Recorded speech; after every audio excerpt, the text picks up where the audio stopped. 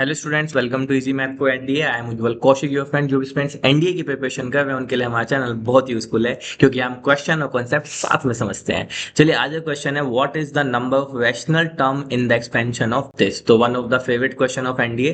तो चलिए पहले कॉन्सेप्ट समझ लेते हैं। तो यहाँ पे जो हमारा कॉन्सेप्ट है बाइनोमियल थ्योरम का। ठीक है, तो बाइनोमियल में से मान लेते हैं हमें x प्लस वाई की पावर n, इस तरह से हमें बाइनोमियल गिवन है। तो अगर हम इसकी जनरल टर्म लिखें, क्या लिखें हम इसकी जनरल टर्म लिखें, तो जनरल टर्म क्या होती है, T R plus one this is equal to N C R first term, यानी कि x की पावर n माइनस आर और y की पावर r। बस इसी कॉन्सेप्ट को हम यहाँ पे क्या करने वाले हैं, यूज करने वाले हैं। तो चलिए यूज करते हैं। तो हमें गिवन है यहाँ पे बाइनोमियल 3 की पावर 1/2 प्लस 5 की पावर 1/4 की पावर 12। अगर मैं यहाँ से कंपैरिजन करूँ तो n की वैल्यू 12 है, x की वैल्यू 3 की पावर 1/2 है और 5 की वैल्यू 1/4 है। जब भी इस तरह से पूछा जाएगी कितनी नंबर ऑफ रैशनल टर्म होंगे, तो सबसे पहले आप जनरल टर्म लिखिए।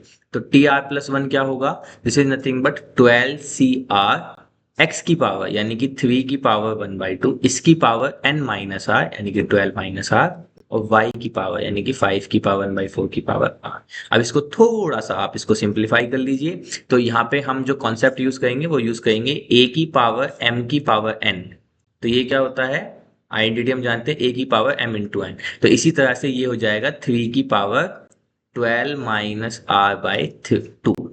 ठीक है, इसी तरह से सेम ये हो जाएगा 5 की पावर r बाय 4। चलिए इसको एक लाइन और सिंप्लीफाई करें, 12 CR, 3 की पावर इसको इसमें 6 माइनस r/2 और 5 की पावर r/4।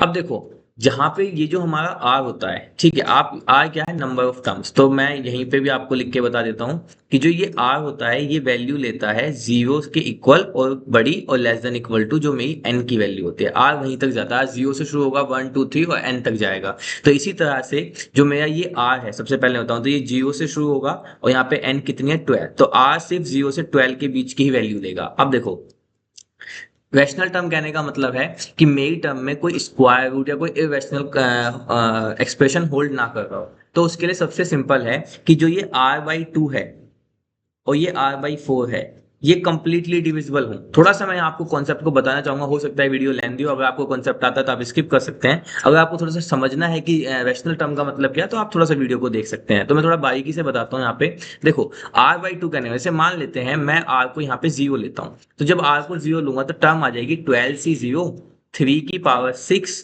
और 5 की पावर 0, किसी की पावर 0 यानी कि 1। ठीक है, तो देखो इस केस में जो ये मेरे पास टर्म बन गया, ये एक रैशनल टर्म है, इसमें कोई भी इररेशनल एक्सप्रेशन होल्ड नहीं है। लेकिन वहीं अगर मान लेते हैं मैं r को 1 ले लेता हूँ एग्जाम्पल के लिए, तो ये क्या आ जाएगा, 12C1, 3 की पावर 6 माइनस 1/2। तो एलसीएम लेंगे तो 12 माइनस यानी कि 11/2 इंटू 5 की पावर 1/4। अब देखो ये भी एक इरेशनल एक्सप्रेशन शो कर रहा है, ये भी इरेशनल एक्सप्रेशन शो कर रहा है। कैसे, देखो 3 की पावर 11/2 को आप लिख सकते हो 3 की पावर 11 की होल पावर 1/2। तो बेसिकली अंडर रूट ऑफ 3 की पावर 11 आ गया ना। तो बेसिकली मेरे पास एक इरेशनल एक्सप्रेशन आ गया। तो इस कंडीशन में ये मेरी जो टर्म है वो इरेशनल टर्म है, लेकिन मुझे कैसी चाहिए थी, रैशनल। तो इससे मुझे ये तो क्लियर हुआ कि मुझे रैशनल टर्म लाने के लिए क्या करना होगा, सभी r के मल्टीपल्स लिखने होंगे। भाई जब जब ये r के मल्टीपल होंगे तो तब तब ये कंप्लीटली डिवाइड होगा और कंप्लीटली मुझे मिलेगा। लेकिन एक चीज और है, 2 और 4 में दोनों का मल्टीपल देखना हो, तो दोनों के मल्टीपल में मैं फिर 4 के मल्टीपल चूज करूंगा। क्यों, इसके पीछे भी कॉन्सेप्ट है, क्योंकि जैसे ही आप r को 2 पुट करेंगे तो r को 2 करने पे आएगा 12C2, 3 की पावर 6 माइनस 1, क्योंकि 2/2 यानी 6 माइनस 1 5। लेकिन यहाँ पे क्या आ जाएगा, 5 की पावर 2/4 यानी कि 1/2, है ना। तो इस कंडीशन में इसकी वजह से दिक्कत हो गई।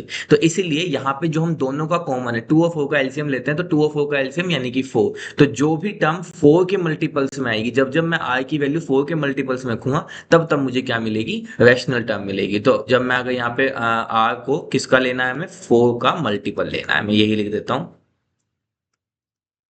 ठीक है, क्यों लेना, ये कॉन्सेप्ट मैंने आपको बता दिया। जैसे आप r को 0 पुट करेंगे तो चलेगा, जब आप 4 पुट करेंगे तो रख के देखो 4/2, तो यहाँ पे आ जाएगा 2 यानी कि 6 माइनस 2 4। ठीक है, यहाँ पे आ जाएगा 1। तो r के 4 के मल्टीपल क्या क्या पॉसिबल है, 0 है, 4 है, 8 है, 12 है। तो टोटल यही 4 टर्म्स हैं जब जब हमें रैशनल टर्म्स मिलेंगे, क्योंकि आज 0 से 12 के बीच ही वैल्यू ले सकता है। तो यानी कि हमारा जो सही आंसर होगा दैट इज नथिंग बट 4। तो option C 4 is our right answer. If you have still any doubt, you can ask to me into the comment box. Thank you very much. Please subscribe the channel. Be happy.